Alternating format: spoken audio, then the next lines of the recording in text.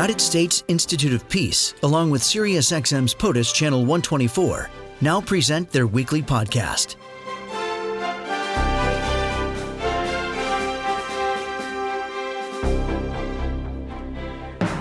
Pleased to reconnect with Dean Cheng, who we met back at Stanford University as a Hoover Fellow a couple of years ago, and you've been doing some great work. Thanks as always for being with us. Thank you for having me. I want to talk about your book, first and foremost, China and the New Moon Race. What's it all about?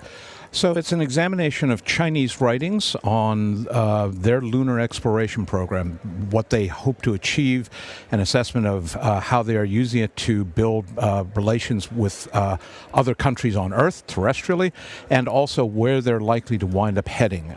Because what we are seeing is very much a renewed moon race and space race right at the start of the incoming Trump administration. And that is part of the discussion here at Passing the Baton. We heard from the FBI director on 60 Minutes Sunday saying that China is the number one international threat in this country the U.S. is facing. What are your concerns about China? What don't we know that we should know about those threats, whether it's cyber, economic, political, or military? What we don't have enough of, first off, is language capability. The Chinese publish an enormous amount of material, but not surprisingly, it's all in Chinese. And they view that actually as their first line of defense. So if we want to learn more about their economic plans, their security plans, their lunar plans, we need to be able to read what they are saying. Second of all, we need to understand just how pervasive they've been. When we talk about the Chinese having a long-term plan, we're talking not about a year or 4 years. We're talking decades. That's how long it takes for them to recruit people. That's how long it takes for them to basically insert themselves into everything from supply chains to media and outreach. So understanding that mindset is enormously important if we're going to try and counter them. And to your point, and we've heard that so often, that the Chinese have a 50 and 100-year plan. We cannot even pass a budget yearly. So how do we change our thinking in the U.S.? How does official Washington change its thinking in terms of dealing with China? We need to take it seriously. We need to recognize that, yes, we won the Cold War, but that doesn't mean we're going to win all of the other conflicts. Certainly, we were more concentrated, we were more focused. We were, as a nation, more united in recognizing the Soviet threat to this. Even now, look at the debates over TikTok, look at the debates over investment by the Chinese in the United States and our investments in China. There is no consensus. If we can't achieve a consensus, we cannot really hope to formulate a strategy that we will stick to. Dean Cheng, thank you very much for stopping by. We appreciate it. We're going to go to the program now with Ambassador John Sullivan outlining the format and the goal today here at USIP, live coverage on SiriusXM POTUS 124. And welcome back. One of our special guests here is Dean Cheng, somebody who I've known for many years, senior advisor to the China program here at USIP. Let's continue the conversation. Thanks for joining us at the top of the hour. Before we heard from the acting president and the chairman of the board here at USIP about the threats from China, and most notably, what we may see with TikTok. What are the threats from TikTok, and ultimately, what do you think needs to happen? So I think the common perception of TikTok is that it can shape and mold public opinion and certainly has a great deal of influence over particularly younger people. But I think the actual threat lies in the two fundamental realities. The data is often stored in China, user data and other associated information, and we know from TikTok's own people that the Chinese have been able to access that data. Now, that may not seem like a real issue if you're, what can an 18-year-old know? But what if that 18-year-old is the son or daughter of a U.S. senator, or the son or daughter of a general, or the son or daughter of the deputy director of Central Intelligence? Do you still feel comfortable that their information might be accessed by the Chinese? So that, I think, is really the core. What's going to happen? I think my impression is the Supreme Court is going to okay the ban. And at that point, the real question is going to be for the Chinese, who have said they are not prepared to allow the U.S. to take over that, the TikTok. What will they do? Will they simply shut it down? Will they basically only sell a piece of it to outside investors? It's not clear what the Chinese will do. So what do you tell 14, 15, 16-year-old kids who rely on TikTok? And for them, it's a very different story than somebody like you or me. That's a tough one because it's also trying to explain to them why this really cool idea like eating detergent pods is a bad idea.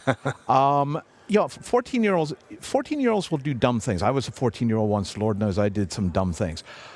The issue is trying to explain to them that the things that you may or may not care about right now can and will come back to bite you. Maybe 5 years, maybe 10 years from now. And how to explain that to them, that's partly parenting. That's partly better messaging from adults. I think it may come down to, however, finding an example or two that really resonates. How you do that, I'm not sure. We're going to spend a lot more time to talk about your book, but as you researched the threats we're facing from China, and I think it's obvious that China is stealing U.S. technology and information, how widespread is it?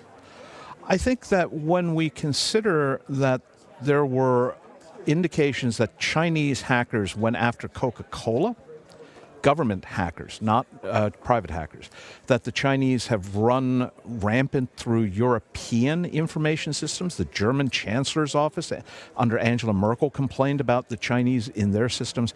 This is pervasive. This is not just about the United States. It's about military secrets. It's about government secrets, but it's also about commercial and corporate secrets. Because from the Chinese perspective, it's all about information. What little label you put on it matters less than what can I find out about your business, about your military, about your technology that I can exploit.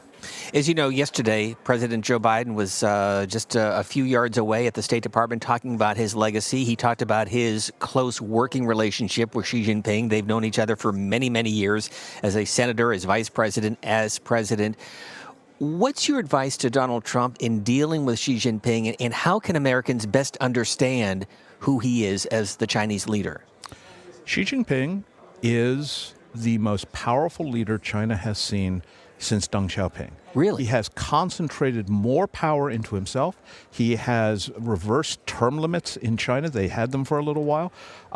He has stacked the ruling leadership as a result, as he enters into his third term, with entirely his own people. And he has a vision. He has what's called the China Dream. And the China Dream is, quote, the great revival of the Chinese people. To put it in the simplest terms, Xi Jinping wants to make China great again. But it is to create a China that dominates the Western Pacific and all of Asia.